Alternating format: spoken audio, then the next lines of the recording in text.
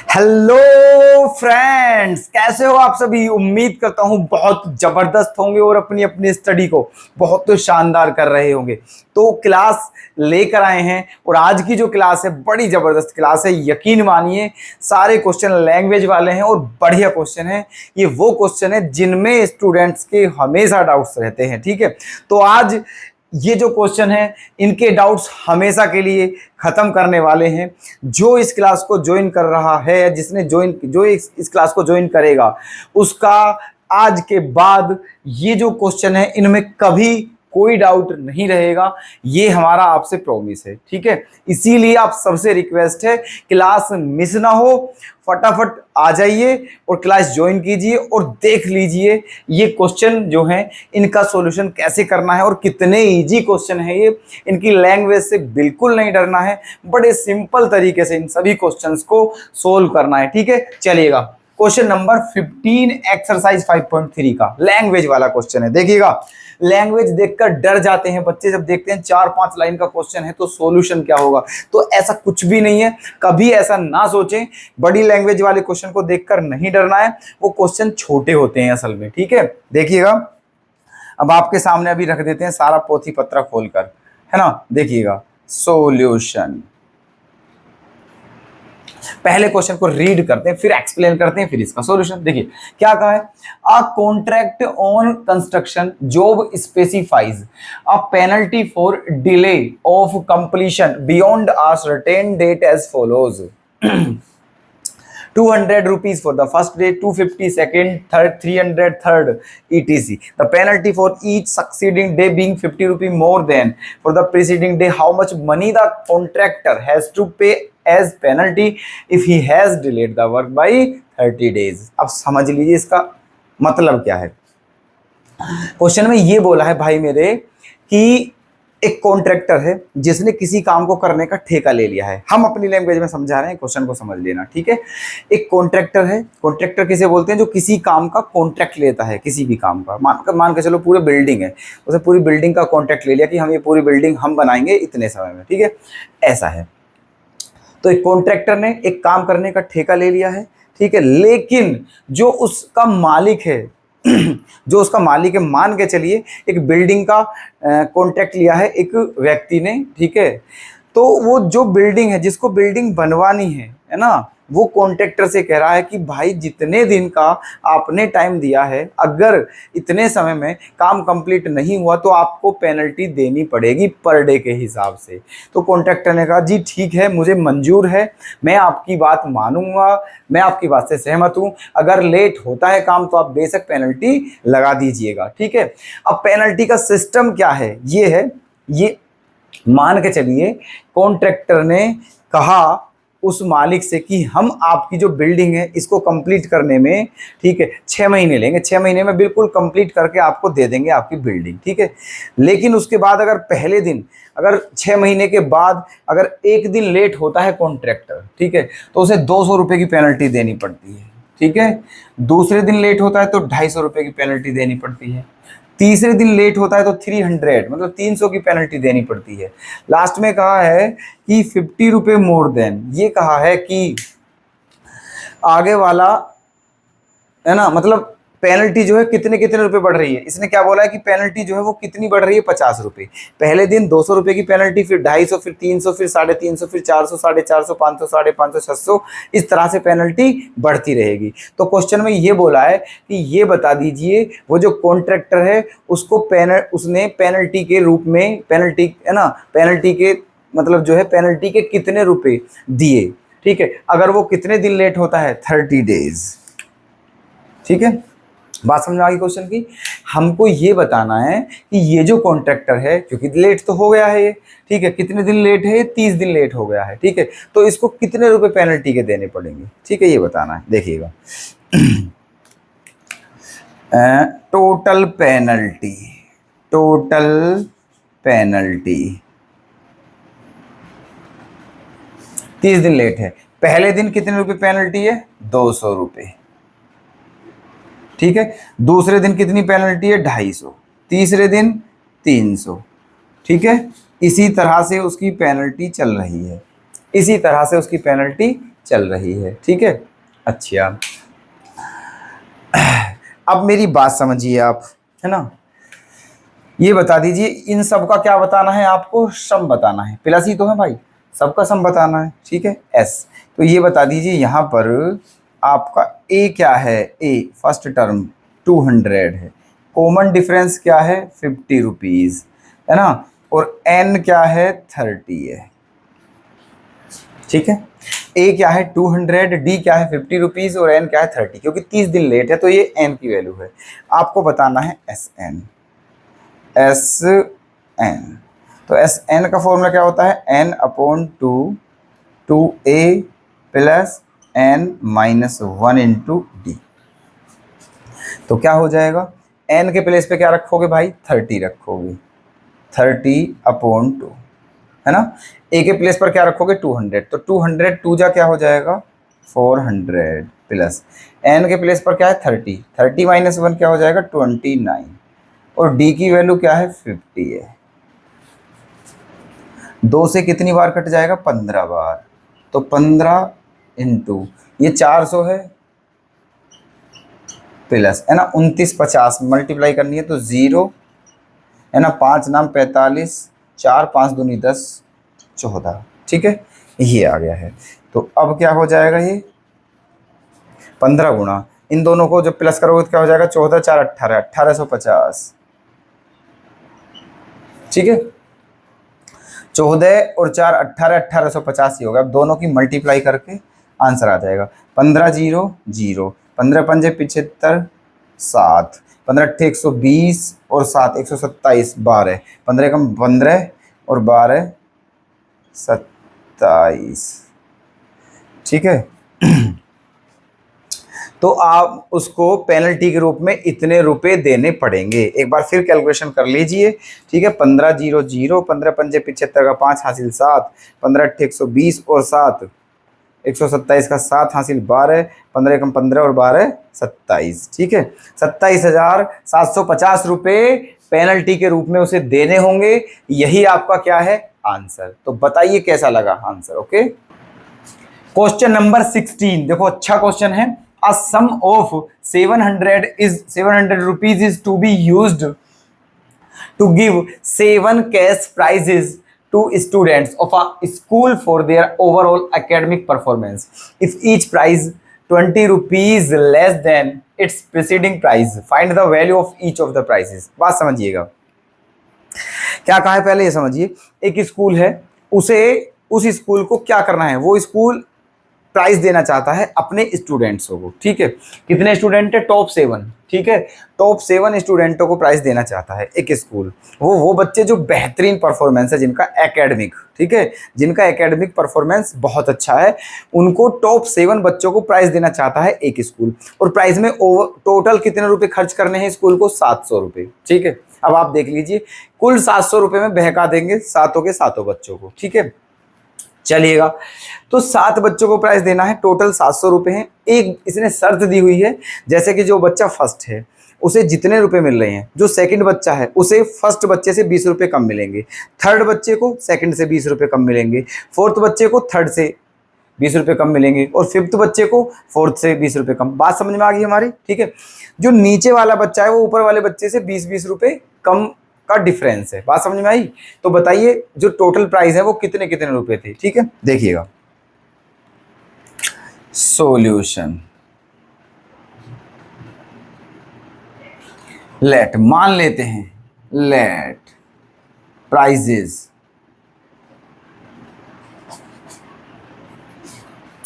मान लिया, जो फर्स्ट प्राइस है वो क्या है आपका x, सेकंड प्राइस क्या है x माइनस 20, थर्ड प्राइस क्या है x माइनस 40, फोर्थ प्राइस क्या है x माइनस 60, फिफ्थ प्राइस क्या है x माइनस 80, सिक्स प्राइस क्या है x माइनस 100, और सेवन प्राइस क्या है x minus 120।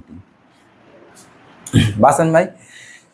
First price x है, सेकंड प्राइस इससे 20 रुपये कम है, और थर्ड प्राइस इससे 20 रुपये कम है। इसमें से 20 घटाएंगे तो आ जाएगा, फिर इसमें से 20 घटा के, बात समझ में आ गई। ये 7 के 7 प्राइस आपके हो चुके हैं, ठीक है। और एक और बात, कौन सी, कि ये सातों के सातों जो प्राइस हैं इन सब का जो सम है वो कितना है 700। ठीक है, बहुत सिंपल क्वेश्चन है भाई मेरे, बहुत सिंपल। ठीक है, रोना आ जाएगा क्वेश्चन का सॉल्यूशन देख के। ठीक है, अब देखिए गिवन इन सब का सम जो है वो कितना होना चाहिए 700। X plus x minus 20 plus x minus 40 plus x minus 60 plus x minus 80 plus x minus 100 और plus x minus 120 equals to 700। ठीक है जी, तो करिए प्लस, पहले x को जोड़ लीजिए 1 2 3 4 5 6 7, 7x है ना, माइनस 20 और 40 60। ठीक है भाई, 20 और 40 60, 60 और 60 120, 120 और 80 200, 200 और 100 300, 300 और 120 420, वो भी माइनस का 420 और इक्वल्स टू में क्या है 700।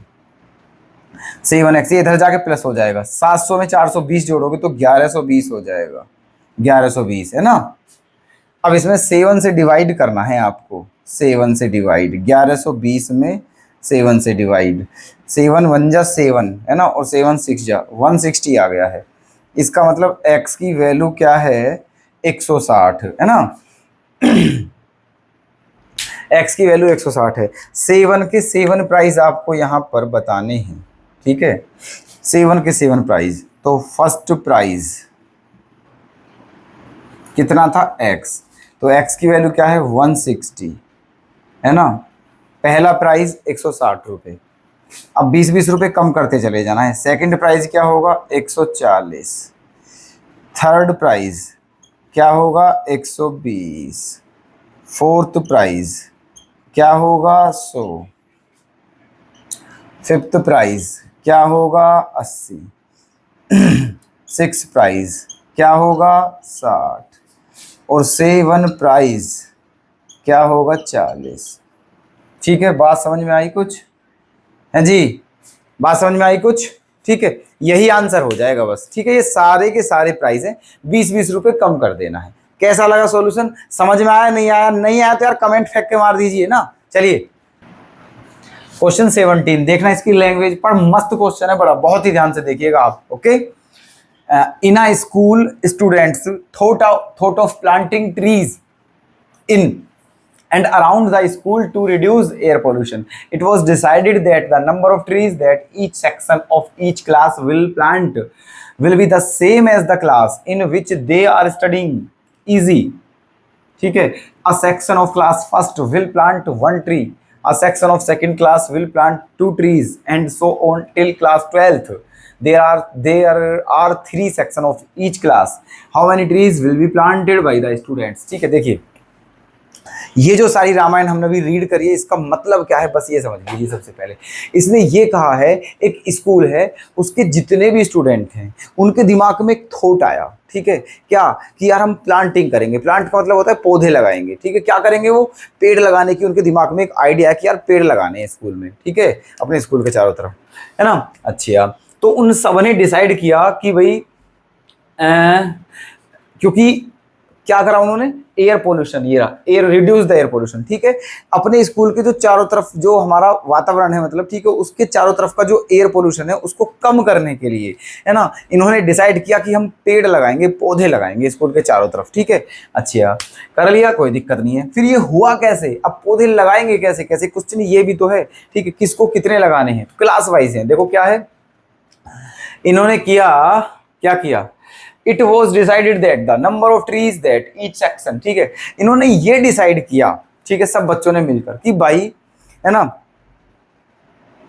जो क्लास है, ठीक है, जैसे फर्स्ट क्लास है तो फर्स्ट क्लास का, ठीक है, हर क्लास के 3 सेक्शन है। हर क्लास के कितने सेक्शन है, 3। ध्यान से देखिएगा, देखो ये फर्स्ट क्लास है ना, ये सेकंड, ये थर्ड, ये फोर्थ, ये फिफ्थ, ये 6, ये 7, ये 8, ये 9, ये 10, ये 11 और ये 12। ठीक है, कितनी क्लास हैं? 12 क्लास हैं और हर क्लास के 3 सेक्शन हैं। हर क्लास के कितने सेक्शन हैं? 3।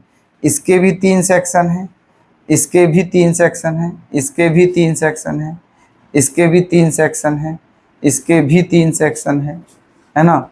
इसके भी 3 सेक्शन हैं, इसके भी 3 सेक्शन, इसके भी 3 सेक्शन, इसके भी 3 सेक्शन और इसके भी 3 सेक्शन। ठीक है, अब इन्होंने क्या डिसाइड किया है कि भाई जो फर्स्ट क्लास का बच्चा है, जो फर्स्ट क्लास का बच्चा है, ठीक है, उसके जितने भी सेक्शन है ना, फर्स्ट क्लास का बच्चा है ना, जो फर्स्ट क्लास है उसका हर एक सेक्शन उतने ही प्लांट लगा, उतने ही प्लांटेड करेगा, उतने ही पौधे लगाएगा जितनी की वो जिस क्लास में वो पढ़ता है। ठीक है, अब देखिए ये फर्स्ट क्लास के कितने सेक्शन है? 3 सेक्शन है।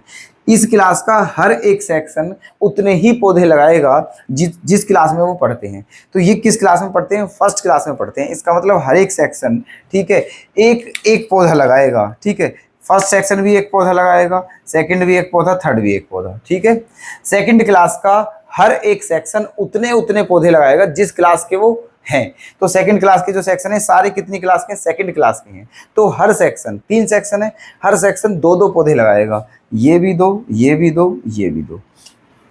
बात समझ में आई कुछ, है ना? चलिए, थर्ड क्लास का हर एक सेक्शन 3-3 पौधे लगाएगा क्योंकि थर्ड क्लास में है। तो 3 3 3।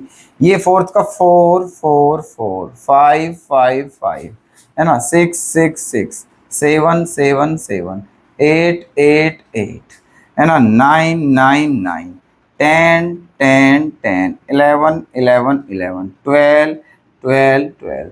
कोई दिक्कत? क्लियर है? ठीक है, टोटल प्लांट्स, टोटल प्लांट्स। अब टोटल प्लांट्स कितने बैठेंगे ये बताना है। तो देखना, फर्स्ट क्लास के ये 3 सेक्शन है, तीनों ने कितने पौधे लगाए? 1 + 1 + 1, 3 पौधे। सेकंड क्लास के 2 2 4 2 6।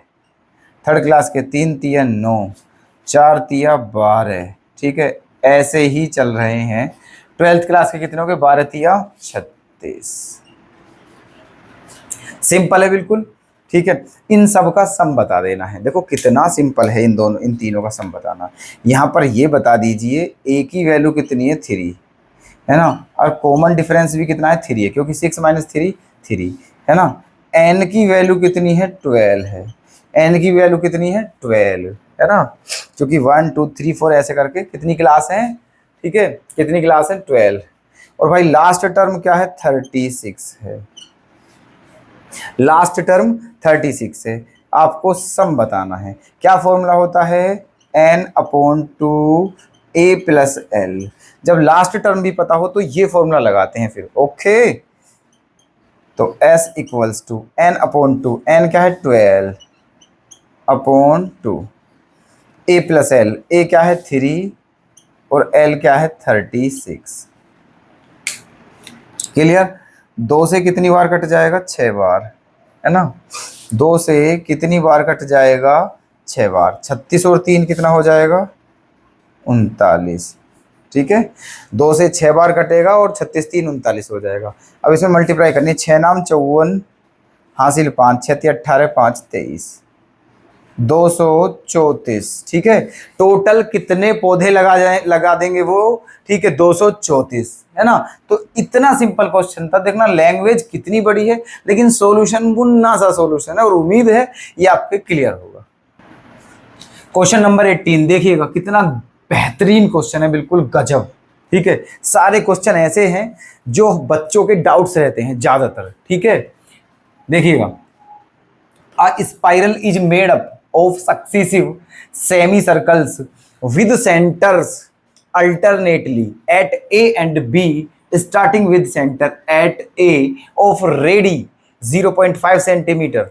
ठीक है, 0.5 सेंटीमीटर, 1 सेंटीमीटर, 1.5 सेंटीमीटर, 2 सेंटीमीटर, है ना, एज सोन इन फिगर 5.4। ठीक है, ये फिगर दिया हुआ है, फिगर है ये फिगर।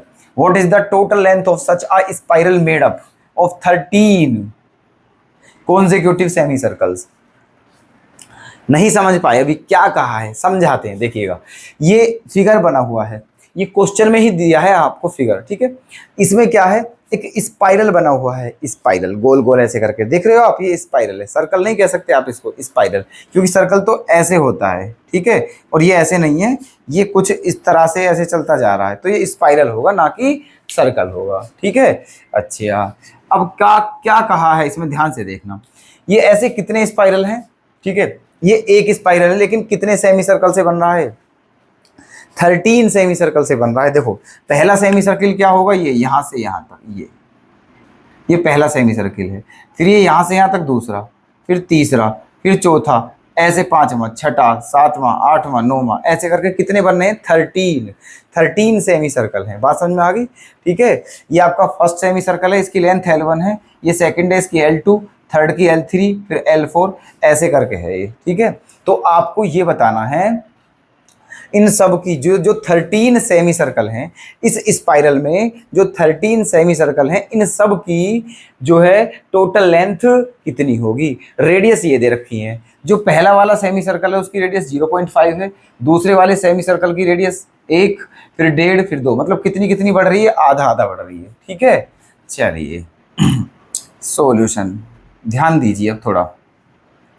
सारे सेमी सर्कल हैं, ठीक है, और इन सब की लेंथ बतानी है, कितने हैं, 13। एक बात बताइए, सेमी सर्कल की लेंथ कितनी होती है, पाई आर। सेमी सर्कल की लेंथ का मतलब है सेमी सर्कल का पैरामीटर या सरकमफ्रांस, ठीक है। पूरा जो सर्कल होता है उसकी सरकमफ्रांस क्या होती है, 2 पाई आर। सेमी सर्कल की क्या होगी, पाई आर। मतलब सेमी सर्कल की जो लेंथ है उसे हम क्या बोलेंगे, पाई आर, ठीक है। देखिएगा, total length of 13 semi circles, ठीक है, total length of 13 semi circles, 13 semi circle जो हैं उनकी टोटल लेंथ कितनी होगी ये बताना है आपको, है ना। देखिएगा, टोटल लेंथ S, जो पहला वाला सेमी सर्कल है उसकी लेंथ क्या होगी, क्योंकि सेमी सर्कल है, पाई R1, क्या होगी, पाई R1। कोई दिक्कत यहां तक, हाँ जी, क्लियर है, ठीक है। पहले सर्कल की मान लेता हूं, पहले सर्कल की रेडियस R1 है, दूसरे की R2, R3, R4 ऐसे करके मान लेते हैं पहचान के लिए। तो पाई R1 प्लस दूसरे की क्या हो जाएगी, पाई R2, तीसरे की क्या हो जाएगी, पाई R3 plus dot dot dot dot dot, और 13 जो है उसकी क्या हो जाएगी, पाई R13। कोई दिक्कत, क्या कॉमन दिख रहा है, पाई ले लीजिए, फिर क्या बचा, R1 plus R2 plus R3 plus dot dot dot और प्लस R13, ये बचा है। अब पाई के प्लेस पे क्या लेते हैं हम, 22/7, ठीक है।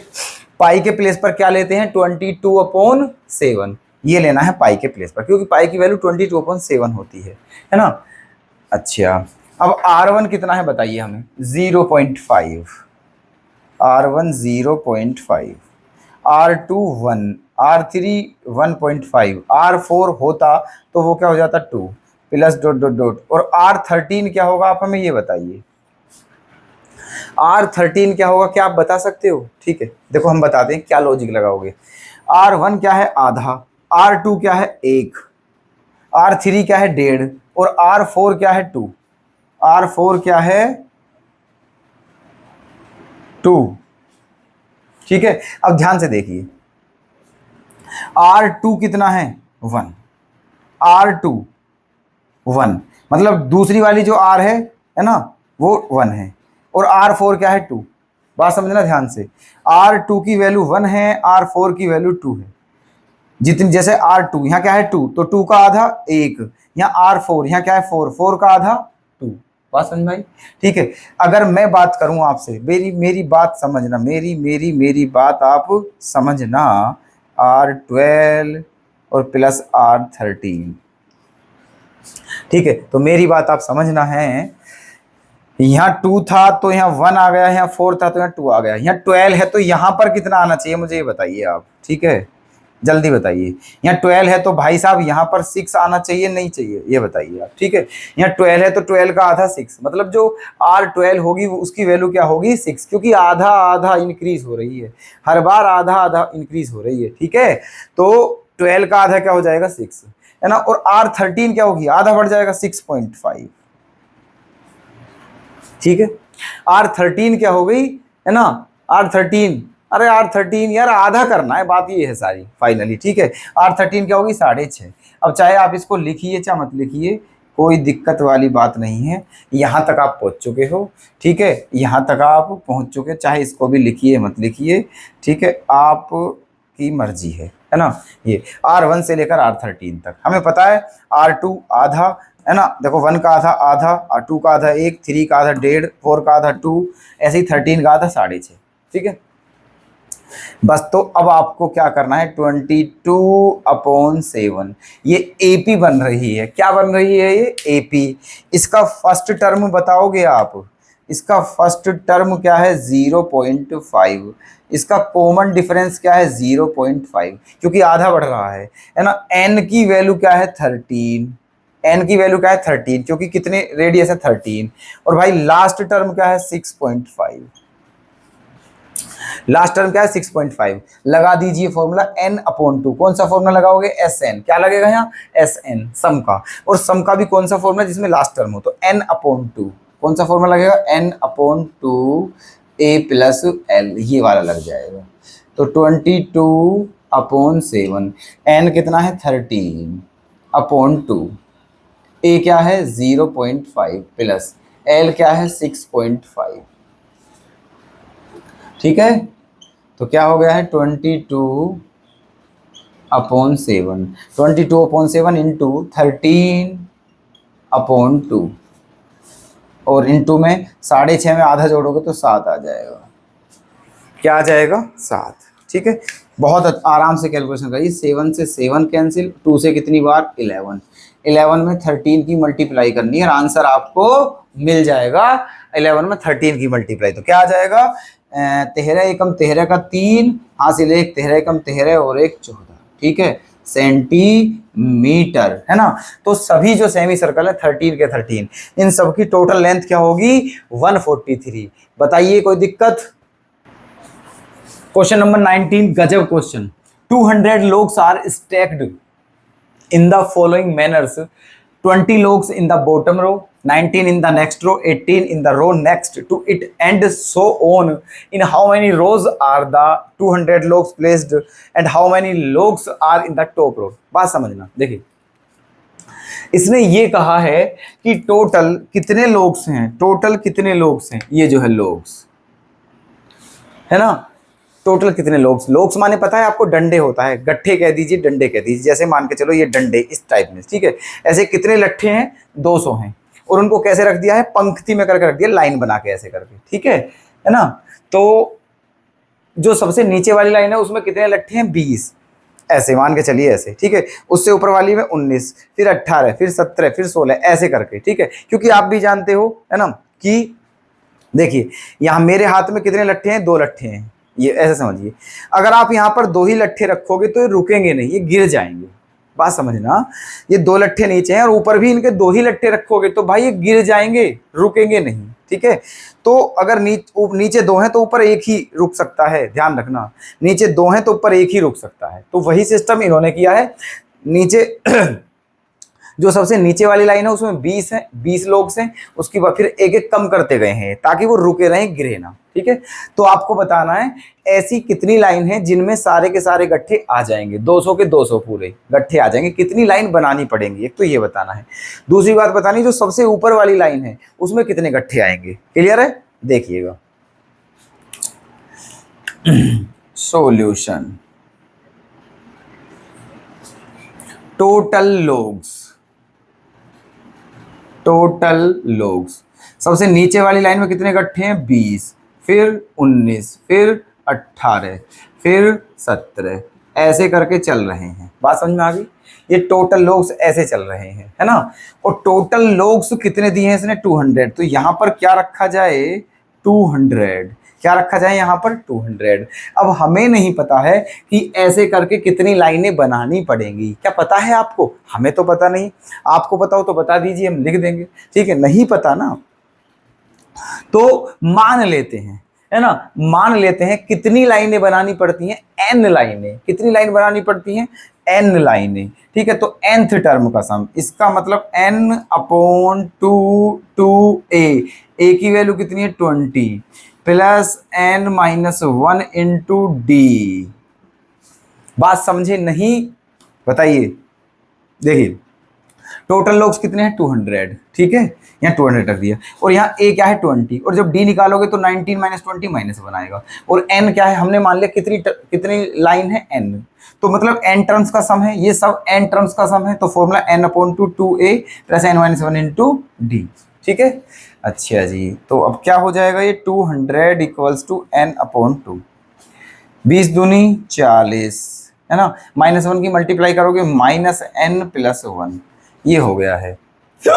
अब इस 2 की इधर मल्टीप्लाई कर दीजिए तो क्या हो जाएगा 400 इक्वल्स टू n इंटू 40 और 1 41, 141 माइनस n, 41 माइनस n। अब अंदर मल्टीप्लाई करोगे तो क्या आएगा 41n माइनस n स्क्वायर, और इधर क्या है 400। आप इसको इधर लाओगे, इधर n स्क्वायर को इधर लाओगे तो क्या हो जाएगा n स्क्वायर, 41 को इधर लाओगे तो क्या हो जाएगा माइनस 41 प्लस 400 इक्वल्स टू 0। कोई दिक्कत?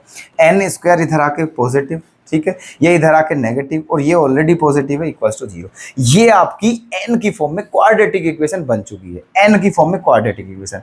अब इसके करने हैं आपको फैक्टर, जो कि आप बहुत अच्छे तरीके से जानते हो कि क्वाड्रेटिक इक्वेशन के फैक्टर कैसे करते हैं। ठीक है, मल्टीप्लाई करने पर क्या आना चाहिए 400, और प्लस माइनस करने पर क्या आना चाहिए 41, है ना, तो 400, है ना, 400 के आप चाहो तो फैक्टर करके देख सकते हो ऐसे, 400 के फैक्टर 2 से 200, है ना, और फिर 2 से 100, फिर 2 से 50, फिर 2 से 25, और 5 और 5, ये आ गए हैं। ठीक है, तो 2 दूनी 4 दूनी 8 दूनी 16, और 5 पंजे 25, दोनों की मल्टीप्लाई करके देखिए 25 सोलियम, 16 पंजे 80, 8 16 दूनी 32, 8 4 जी, बिल्कुल ठीक है, 16 और 25 का होते हैं 41। बन गई है बात, बात बन गई है। ठीक है, कैसे? इनकी 16 और 25 आ गए हैं, 16 और 25, क्योंकि 16 और 25 41 होते हैं, और 16 में 25 की मल्टीप्लाई करोगे तो 400 ही आ रहा है।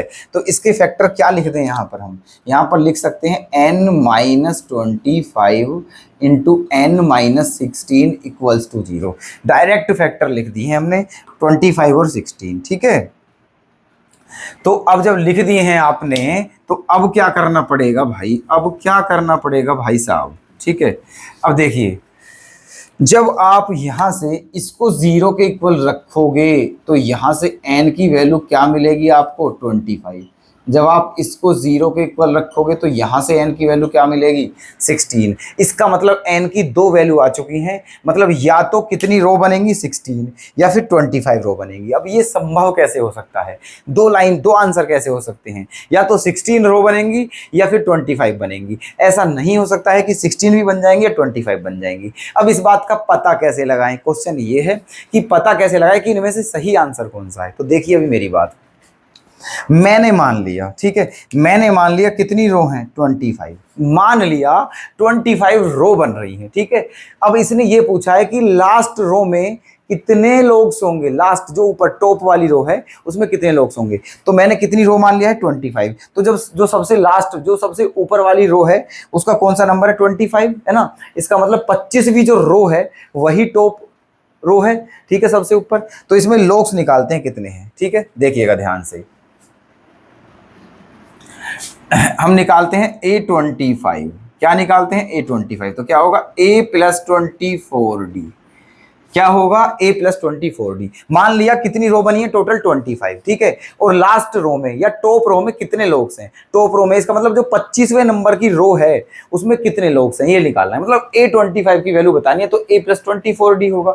यहां से आपको पता है A की वैल्यू क्या है 20, है ना, A की वैल्यू क्या है 20 और D की वैल्यू क्या है -1, यहां पर रख दीजिए। ए की वैल्यू 20 प्लस 24 और डी की वैल्यू -1, तो 20 माइनस 24 क्या आ जाएगा -4, क्या आ जाएगा -4। इसका मतलब ये हुआ जो 25वें नंबर की रो है उसमें कितने लोग से -4। अब आपको हंसी आई या नहीं आई ये बता दीजिए। मैं भाई माइनस में कैसे हो सकते हैं आप बताइए, ठीक है, माइनस में लोग कैसे हो सकते हैं, ठीक है, दिस इज नॉट इम्पॉसिबल, ठीक है, दिस इज नॉट पॉसिबल, ठीक है, दिस इज इम्पॉसिबल, ये संभव ही नहीं है कि लोग्स की नंबर नेगेटिव आ जाएं, ठीक है, नेगेटिव आ जाएं। बात समझ में आ गई है ना। तो इसीलिए ये आपका क्या हो जाएगा, बात समझ में आई, ये इम्पॉसिबल है, ये रो नहीं हो सकती। तो इसका मतलब आंसर क्या होगा 16, ठीक है, आंसर क्या होगा 16। यहां पर क्या लिखोगे, नॉट पॉसिबल, ठीक है, ये नॉट पॉसिबल। तो आंसर क्या होगा 16। दो चीजें पूछी थी, कितनी रो बनेंगी और लास्ट रो में कितने लोग्स आएंगे। तो कितनी रो बनेंगी 16 रोग्स, ये आपका सही आंसर है। 16 रो बनेंगी और इसमें कितने लोग्स आएंगे ये बतानी है। अब 16 में बता दीजिए लोग्स, मतलब ए 16 की वैल्यू बतानी है, तो a + 15 d, ए 20 + 15 इंटू -1, तो 20 - 15 क्या आ जाएगा 5। इसका मतलब जो टॉप रो है आपकी कौन से नंबर की है ना, 16वें नंबर की, 16वें नंबर की जो रो है उसमें कितने लोग्स हैं, 5 लोग्स हैं। और यही आपका क्या है आंसर, यही पूछा था। क्या पूछा था, कितनी रो बनेंगी, तो 16 है, और लास्ट रो में कितने लोग्स होंगे, तो 5 है। ये आपका आंसर है। देखिएगा क्वेश्चन नंबर 20 इस एक्सरसाइज का लास्ट क्वेश्चन है और बेहतरीन क्वेश्चन है, ठीक है। आपने भी इस क्वेश्चन को अगर देखा होगा तो प्रॉब्लम जरूर बनी होगी, है ना, ज्यादातर स्टूडेंटों की बनती है ना। चलो देखते हैं इसका सॉल्यूशन क्या है। आज इस क्वेश्चन को बिल्कुल इजी बनाने वाले हैं, बस थोड़ा कंसंट्रेट रखिए। In a potato race a bucket is placed at the starting point which is 5 metre from the first potato and the other potatoes are placed 3 meter apart in a straight line. There are 10 potatoes in the line. A competitor starts from the bucket, picks up the nearest potato, runs back with it, drops it in the bucket, runs back to pick up the next potato, runs to the bucket to drop it in, and she continues in the same way until all the potatoes are in the bucket. What is the total distance the competitor has to run? बात समझिए। ये कहा है, देखो सारा game इस figure का है, फिगर दिया हुआ है, क्वेश्चन में दिया हुआ है। क्वेश्चन में ये कहा है, देखो ये एक लाइन है, क्या है, एक लाइन, एक पोटैटो की रेस है। क्या है, एक पोटैटो की रेस है। आप इसे गेम समझ लीजिए कि ये गेम है, ठीक है। इसमें रेस, जो सबसे जल्दी, ये कितने आलू हैं, ये 10 आलू हैं, 10 पोटैटो हैं। देखो 1 2 3 4 5 6 7 8 9 10, 10 आलू हैं, ठीक है, और बिल्कुल सीध में रखे हुए हैं एक ही लाइन में, ठीक है। ऐसे इन सभी को उठा करके किस में डालना है, बकेट, बाल्टी में। तो जब जो सबसे पहले डाल देगा वही जीत जाएगा।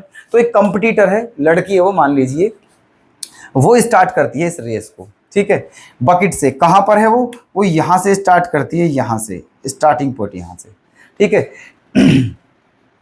और सब 1 बाय 1, ऐसा नहीं सब आलू को एक साथ उठाती है, एक एक आलू उठा के गिरना है, पहले ये आलू उठा के गिरना है, फिर दूसरा, फिर तीसरा, चौथा, पांचवा, ऐसे करके, ठीक है। तो ये बताना है सारे आलू जब वो बकेट में डाल देगी उठा करके तो उसके द्वारा कितनी डिस्टेंस कवर की जाएगी, ये बताना है, ठीक है। ये इस क्वेश्चन का मोरल है, ठीक है। अच्छा अब देखो बात समझो।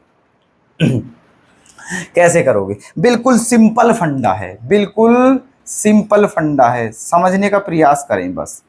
देखिएगा टोटल डिस्टेंस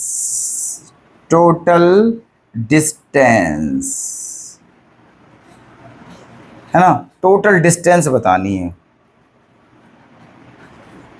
समझे ध्यान से। लड़की यहां से दौड़ना स्टार्ट करती है, ठीक है, और पहले यहां तक दौड़ती है, फिर वापस इस आलू को उठाती है, फिर वापस आती है, फिर इसे बाल्टी में डाल देती है, फिर यहां से जाती है यहां तक, फिर इस आलू को उठाती है, फिर वापस आती है, फिर इसे बाल्टी में डाल देती है। ये क्रिया चल रही है उसकी, ठीक है। और ऐसे ही उसे पूरे 10 के 10 आलू उठा करके बकेट में डालने हैं, ठीक है। अब देखिएगा ये पहला आलू जो है ये बकेट से कितनी डिस्टेंस पे है, 5 मीटर पे। बाकी सारे आलू जो है उनके बीच की डिस्टेंस कितनी है, 3 मीटर, 3 3 3 सबकी, है ना। अब देखना टोटल डिस्टेंस, पहला आलू लड़की उठाती है, कितनी मीटर दौड़ती है वो, ठीक है। यहां से स्टार्ट करा, 5 गई और 5 आई, ठीक है, 5 और 5 10, पहला आलू उठाने के लिए उसे कितने मीटर रनिंग करनी पड़ी? 10। इसमें कोई डाउट किसी को? भाई यहां से स्टार्ट करा, यहां तक गई 5 मीटर, फिर उठाया, फिर वापस आई 5, तो 5 और 5 10। अब पहला आलू डाल दिया, अब दूसरा आलू यहां है, तो यहां से फिर स्टार्ट करेगी, तो 5 और 3 8, कितना जाएगी? 8, और 8 ही आएगी, तो 8 और 8 16, 8 और 8 16। क्लियर है? अब तीसरा आलू उठाएगी, यहां से यहां तक जाएगी, तो 5 और 3 8, 8 और 3 11, 11 जाएगी, 11 आएगी, मतलब 22। कोई दिक्कत? क्लियर है? ऐसे ही चलता रहेगा सिस्टम लास्ट टाइम तक। अब हमें सबको लेने की आवश्यकता नहीं है। शुरू की 3 टर्म्स ले ली, अब लास्ट टर्म पे पहुंच जाइए सीधा। जो लास्ट आलू है उसे उठाने में कितनी डिस्टेंस कवर करनी पड़ेगी? ठीक है, देखिए 5 और 3 8, 8 3 11, 11 3 14, 14 3 17, 17 3 20, 20 3 23, 23 3 26, 26 और 3 29, 29 और 3 क्या हो गया है? 32। ठीक है, 29 और 3 क्या हो गया है? 32। तो 32 जाएगी और 32 आएगी, इसका मतलब लास्ट कितनी होगी? 64। समझ गए बात? ठीक है, कोई दिक्कत? भाई सब जोड़ लेना है ना। 3 कितनी बार? 1 2 3 4 5 6 7 8 9, 9 3 27, 27 और 5 32 होते हैं। 32 जाएगी, 32 आएगी, 64 हो गई है। ठीक है, ये टोटल डिस्टेंस है, बस यही बतानी है हमें। देखो कितना सिंपल क्वेश्चन है। अब बताइए, है ना, ये एपी बन रही है नहीं बन रही है? 10 और 6 16, 16 6 22, बिल्कुल एपी बन रही है। ठीक है, इसकी फर्स्ट टर्म क्या है ये बता दीजिए हमें। फर्स्ट टर्म है 6 नहीं 10 है। कॉमन डिफरेंस क्या है? 16 माइनस 10 6, है ना। एन की वैल्यू क्या है? 10। एन की वैल्यू क्या है? 10, क्योंकि कितने आलू हैं? 10 आलू हैं। ठीक है, कितने आलू हैं? 10, तो एन की वैल्यू 10। और लास्ट टर्म क्या है मेरे भाई? 64 है। लास्ट टर्म 64 है। सम बता देना है, बड़े सिंपल से, फटाफट निकाल दीजिए बिना देर लगाए। n/2 a + l, ये वाला फॉर्मूला यूज होगा यहाँ पर। एन की वैल्यू कितनी रखोगे? 10/2, ए कितना है? 10, और प्लस एल क्या है? 64। एल क्या है? 64, है ना। 2 से कितनी बार कटेगा? 5 बार। 2 से 5 बार, तो 5 गुना, है ना, 64 और 10 क्या हो गया है? 74 हो गया है। 64 और 10 74। 74 में 5 की गुणा करनी है। 5 चौक 20 की 0 हासिल 2, 5 सत्ते 35 और 2 37, है ना, 370 मीटर। इसका मतलब कितनी डिस्टेंस कवर करनी पड़ेगी? 370 मीटर। यही आपका क्या हो जाएगा? आंसर। ठीक है, तो बता दीजिए दोस्तों, क्वेश्चन देखना, देखकर डर लग रहा है, लेकिन ना, सॉल्यूशन केवल 3 लाइन में सॉल्यूशन है इसका। ठीक है, तो इतना सिंपल क्वेश्चन था, लेकिन लैंग्वेज समझना है बस इसमें सारी बात जो है। ठीक है, तो ये क्वेश्चन आपके क्लियर है। तो आज की क्लास में ये जितने भी क्वेश्चन हैं, ठीक है, जो भी आज समझाए हैं, उम्मीद करता हूं वो सभी आपको बहुत अच्छे से क्रिस्टल क्लियर होंगे, क्रिस्टल क्लियर। ठीक है, अगर मैं सही हूं, यही बात सत्य है, तो प्लीज दोस्तों आज की क्लास को बिना लाइक करे ना जाएं, कमेंट करें बहुत बढ़िया वाला सा, ताकि हमारे रोंगटे खड़े हो जाएं, और चैनल को सब्सक्राइब कर लें। कल फिर मुलाकात करते हैं सुपर डुपर क्वेश्चन के साथ। बने रहिएगा, डेली शाम 7 बजे आना ना भूलें दोस्तों। आप सभी का बहुत बहुत धन्यवाद।